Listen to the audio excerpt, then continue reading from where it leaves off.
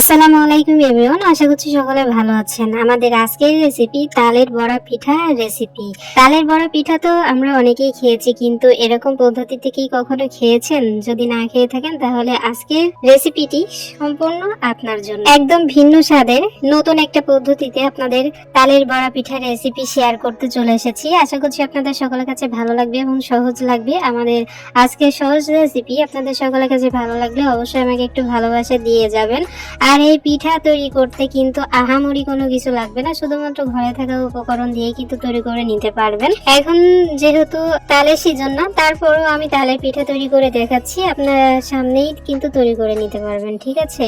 আর ঘরে আটা থাকলেও কিন্তু, শুধুমাত্র আটা থাকলেও কিন্তু আপনারা এই পিঠাটা তৈরি করে নিতে পারবেন।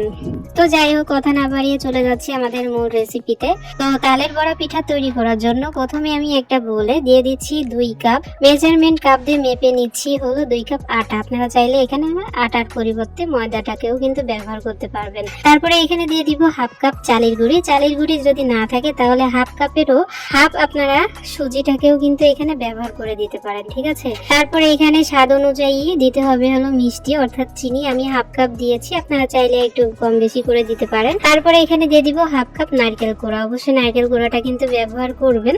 আর আমি মাঝখান থেকে একটু ভুল করে ফেলেছি, সেটা হলো মানে যে পিঠা তৈরি করতে এসেছি সেটাই কিন্তু আমি আপনাদের দেখাতে পারিনি বা পারছি না, একটু মিস্টেক হয়ে গেছে। তো এই যে আমি তাল যে দিয়েছিলাম সেটা আর কি আমার ভিডিও শুট হয়নি।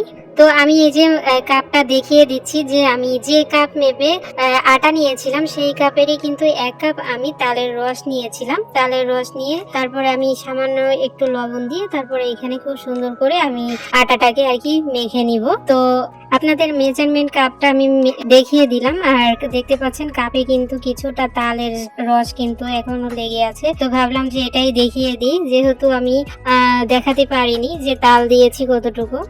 আন্তরিকভাবে দুঃখিত তার জন্য।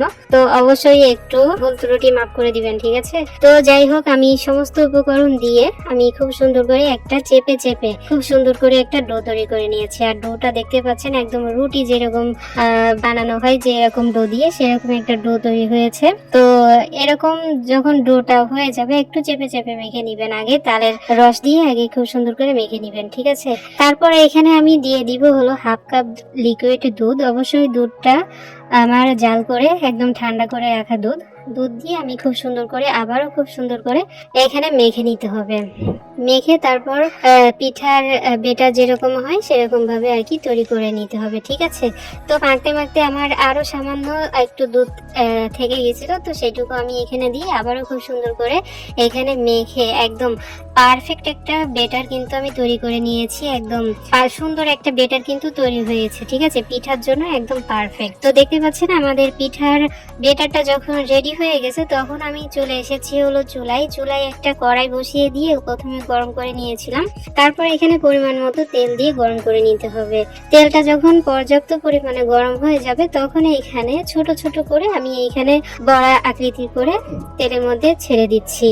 আর দেখতে পাচ্ছেন তেলটা কতটুকু গরম হয়েছে, কেমন গরম হবে আপনারা ভিডিওর মধ্যে দেখেই বুঝতে পারছেন। চুলার আঁচটা অবশ্যই মিডিয়াম থেকে লো এবং লো থেকে সামান্য একটু বেশি রেখে তারপর আপনাদের এই পিঠাগুলো কিন্তু তৈরি করে নিতে হবে, ঠিক আছে। আশা করি বুঝতে পেরেছেন। তো পিঠা তো এই যে দেখতে পাচ্ছেন পিঠা হচ্ছে খুব সুন্দরভাবে। তেলটা কতটুকু গরম হবে সেটাও আমি আপনাদেরকে বলে দিলাম।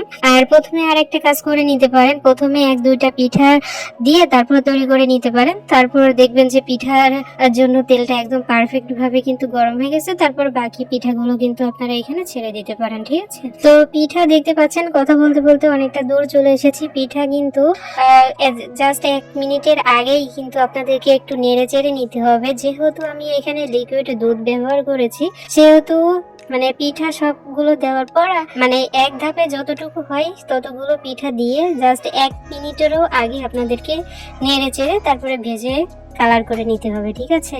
আর দেখতে পাচ্ছেন আমাদের পিঠাগুলো কিন্তু সুন্দর একটা কালার চলে এসেছে। যেহেতু আমি দুধ দিয়ে তৈরি করছি এই জন্য কিন্তু এতটুকু কালারই একদম এনাফ। এর থেকে বেশি কালার করতে গেলে কিন্তু আবার পুরো তিতো হয়ে যাবে, ভালো লাগবে না খেতে। তো এতটুকু কালারই কিন্তু একদম পারফেক্ট আছে, ঠিক আছে। তো অবশ্যই আপনারা একটু লক্ষ্য রেখে তারপরে ভিডিওর মধ্যে যেটা দেখতে পাচ্ছেন এভাবে আর কি তৈরি করে নেবেন। তো এইভাবে আমি কালার করে নামিয়ে নিচ্ছি, ঠিক আছে। আর তারপর আমাদের এক ব্যাচ যখন হয়ে যাবে তখন আমি ধাপে ধাপে সমস্ত ব্যাচগুলো ভেজে নিব, মানে সমস্ত পিঠাগুলো আমি দিয়ে তারপর আর কি ভেজে নিব। তো আমাদের সম্পূর্ণ পিঠাগুলো যখন ভাজা হয়ে যাবে তখন আমি আপনাদেরকে পরিবেশন করে দেখিয়ে দিচ্ছি যে আমাদের পিঠা আসলে কতটা সুন্দর হয়েছে। তালের পিঠা, ভিন্ন স্বাদের একটা পিঠা তৈরি কিন্তু হয়ে গেল আমাদের। আর পিঠার কালারটাও দেখতে পাচ্ছেন, মাশাআল্লাহ দুর্দান্ত হয়েছে। এরকম যেহেতু দুধ দিয়ে তৈরি করেছি এই জন্য দুধের তালের বড়া এরকম কালারই কিন্তু যথেষ্ট, এর থেকে বেশি কালার কিন্তু আপনারা করতে যাবেন না, ঠিক আছে। তো পিঠাগুলো কিন্তু এখনো মানে গরম, সঙ্গে সঙ্গে নামিয়ে তারপর আমি আপনাদেরকে পরিবেশন করে দেখিয়ে দিচ্ছি। ভিতরটাও কিন্তু মাশাআল্লাহ দুর্দান্ত হয়েছে। আর পিঠাটা এত সুন্দর, উপর থেকে এতটা ক্রিস্পি হয়েছে আর ভিতরে একদম নরম, মানে কিছু নাস্তা আছে না মুখে দিলেই একদম মিলিয়ে যায়। তো এই পিঠাটা কিন্তু একদম সেরকম হয়েছে এবং স্বাদটাও কিন্তু একদম দুর্দান্ত হয়েছিল। বাড়িতে অবশ্যই ট্রাই করবেন। আজকের রেসিপিটি কেমন লাগলো অবশ্যই তো আমাকে লাইক কমেন্টস করে জানিয়ে যাবেন। ভিডিওটি ভালো লাগলে অবশ্যই বন্ধুদের মাঝে শেয়ার করে দিবেন।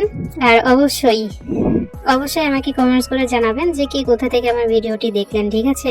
মূলত আমাদের আজকের রেসিপি ছিল এতটুকুই। সবাই অনেক ভালো থাকবেন, সুস্থ থাকবেন। আমার পরবর্তী ভিডিও দেখার আমন্ত্রণ জানিয়ে আজ এখানে বিদায় নিচ্ছি। আল্লাহ হাফেজ।